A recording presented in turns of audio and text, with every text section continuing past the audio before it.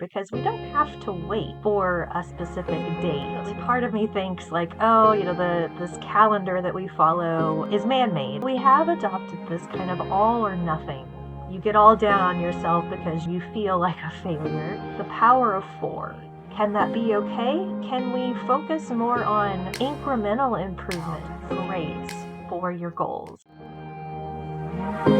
Hi, today is January 11th, the day that I'm recording, and it's a time of year where a lot of people are making New Year's resolutions or setting goals for this new year of 2023. Maybe you are reevaluating a part of your life, whether it's your business or your personal health or your well-being, your relationships, whichever part, and you're setting goals, whether it's your birthday or the middle of the summer or whatever, because we don't have to wait for a specific date, January 1st, our birthday, or Monday, even, we don't have to wait for any specific day to reevaluate and set a new goal, set a new vision. We don't have to wait for a specific day. But this time of year, while definitely part of me thinks like, oh, this calendar that we follow is man-made. It's invented. It's the Gregorian calendar, and that there may or may not be parts of the creation of this calendar that um, had a purpose, and that the world, nature, plants, and animals, they renew themselves in the springtime, and that there's other ways to track the passage of time other than the Gregorian calendar. However, there's also immense power that comes from humans and our habits and our actions and our intentions and our attention. So the simple fact that the beginning of January of a new year, a new calendar year, is a time where many people, many people are setting resolutions, setting goals, setting intentions, setting words, picking a focus word for the year or whatever it may be. And there is this energy that comes with that. So if you have chosen to set resolutions this time of year, or you're waiting for your birthday, or you're going to do it any specific day or not specific day, this framework that I'm about to give you can help you stick with it, because so many of us and so many women that I've talked to over the past several years, I've had this, I still do in some aspects, but we have adopted this kind of all or nothing type of framework around lots of things, but let's focus on goals. So it's like, I want to eat healthy. I want to change my diet to eat healthier. And, we commit to it. We go shopping, we get the foods, we have a meal plan, and maybe we do it every day for, let's even say, 2 weeks. And then life gets in the way, right? Then, like, oh, I didn't get to the grocery store. Oh, I didn't get a chance to meal plan this week. Oh, I've got, now I'm sitting at the Taco Bell drive-through, or I'm eating a peanut butter and jelly sandwich, or I'm eating something out of the freezer or the vending machine or whatever. And then you get all down on yourself because you're a failure, or you feel like a failure. And then you stop, and then you are one of the millions of people that started the year with good intentions, did really good for a couple of weeks, and then you stop. I believe that the fault there lies with this all or nothing thinking. There's many roots to that, societal and familial roots to that all link to the feeling of failure, the feeling of not good enough, the feeling of I need to be better, the feeling of I suck, the feeling of there's something wrong with me, I'm not worthy. And those are all concepts that will appear throughout many of my um, episodes here. But today I'm going to talk about a concept that I first heard about in this way probably about 3 years ago, and it was actually at church. I was at church, and the pastor was talking about that it's not enough to go to church weekly, but that there's so much more that's possible, and that it takes more than one day or a couple of hours once a week to really achieve something, right? And there's this study done, and I'll link it below, but it was called The Power of Four. And the concept was the study was done that people that read their Bible at least 4 days of the week, that they were less likely to engage in gambling and addictive behaviors and sex outside the marriage and lots of other things like that. Okay, and I remember sitting there thinking, wow, this could be applied to like literally anything. Because let's say that you are wanting to improve your diet, to improve your health, and you commit to eating better, to improving your diet 4 days out of the week. 4 days out of the week, 4 out of 7, which is more than 50%. So if you compare whatever it is that you have now, whatever it is that you've been doing, and comparing it to your goal of physical health, and one of those ways being changing your diet, if you achieve or set your eyes on achieving eating healthy 4 days out of the week, that's more than 50%. Your health is going to improve. It is. It's not the results you would get from 7 days a week, and maybe that's okay. Can that be okay?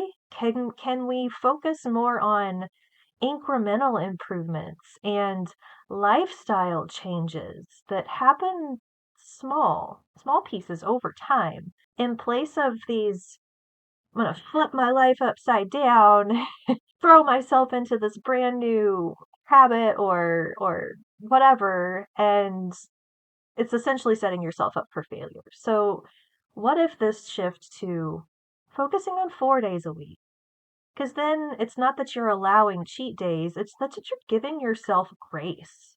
You're giving yourself grace, and you are focusing more on long-term success instead of, I lost 30 pounds in January because I was on the Whole30 or the keto diet or something like that. So let's look at another example on the same health wagon. Say that you want to increase your physical activity for physical wellness and physical health, to improve your physical health. For most of us, working out or going to the gym or even doing a video via YouTube every single day, for a lot of that is out of reach, especially if we haven't been doing anything. And by going from 0 to 7 days a week, you're going to burn yourself out. But what if instead of going from 0 to 7 days a week, you focused on looking for 4 days a week, doing some sort of physical activity 4 days a week? And maybe that's not going even to the gym 4 days a week. Maybe you go to the gym 2 days a week, and maybe another day you do yoga or something like that, and another day you walk around your neighborhood for a half an hour. That's still more than what you were doing. You are going to see improvements in your health with just the 4 days a week. And then anything that you do above that on those other 3 days, it's just bonus. And you can pat yourself on the back and be like, I'm doing more than what I even set out to do, right? But that it's not expected every week, right? Because it is a lowering of expectations on yourself. It's giving yourself grace. Hey, I'm going to interrupt here for just a minute. Inner Sunshine Hypnotherapy, my company, has created a recording especially for this podcast or episode. And it is all about grace for your goals. It is about retraining your mind. Instead of focusing on perfection and rigidism, that we focus on grace and incremental improvements and improvements long-term over time to really create a new default habit pattern of life to set you up for success with your goals. Now, if you go to the link in the description, if you're watching on YouTube, use the code YouTube50, and if you're listening on the podcast, use the code podcast50 to get it 50% off, which will be just $5. Really supports me and Piece by Pieces, and it helps you retrain your mind to give you grace for your goals. Thank you, as always. Now back to the show. let's talk about maybe you have a business, or maybe you have these professional goals, or maybe you have personal development goals.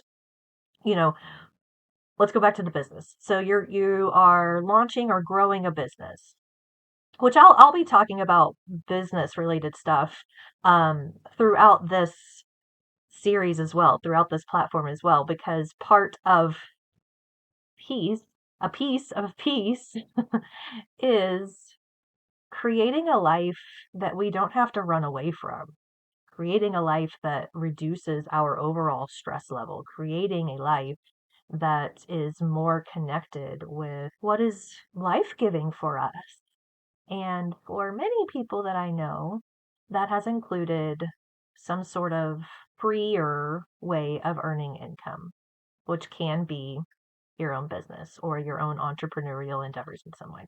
So maybe you focused on creating a business or growing a business, or really getting your side hustle going so that maybe you can quit your 9 to 5 or whatever. And working on that every single day, again, maybe out of reach. And you may do that for a week, and then the next week, maybe you don't touch it at all. And then the third week, you're like, why am I even doing this anymore? You're so down on yourself. You're so negative in your mind of, I feel like a failure, that you totally just give up and you keep doing the bare minimum. But if you did it 4 days a week, 4 days a week, even a small touch, this reduces the load on yourself and allows you to give yourself grace while also moving forward, and improving. So I think you guys get the idea with the different frameworks of this. There's also another benefit to this concept of 4 days a week. Going back to the business idea, if you were able to, if all you had available was to focus on building your business 1 day a week, that's still better than nothing. And if you committed to that 1 day a week over time, your business will grow. You will progress. You will be accomplishing things. You will have micro accomplishments as you move forward with just that 1 day a week. However, having something in front of you only 1 day a week, it can fall off. You can lose sight of it. Quite literally, you can lose sight of it, and then you lose your focus on it, and then you are not giving it attention anymore, and then nothing happens. So with the business example, maybe 1 day a week you're able to give it 4 hours, and the other 3 days a week you've only got 15 minutes. But that 15 minutes, to accomplish the 4 days a week, is keeping it in front of you. It's keeping it in front of you. It's keeping you in your frame of vision. It's keeping you in giving that thing that you want attention. It's in committing to yourself, showing up for yourself and your desires and what you are creating in this lifetime. So those are the two things that this power of four, or 4 days a week, is accomplishing for you. And I believe that it's softer, that it's more loving and understanding for ourselves. It's setting us up for long-term success instead of high impact short-term success that leads to burnout and the feeling of failure and quitting. So think about, what are your New Year's goals, your birthday goals, your Tuesday at 3 p.m. goals? What are you looking to improve in your life right now? Which area of your life? What is it? And can you make room for 4 days a week, 4 days a week, to move that progress bar a little bit further each week, while allowing yourself grace of imperfection? I hope this concept helps you with the improvements that you desire in whatever aspect of your life today.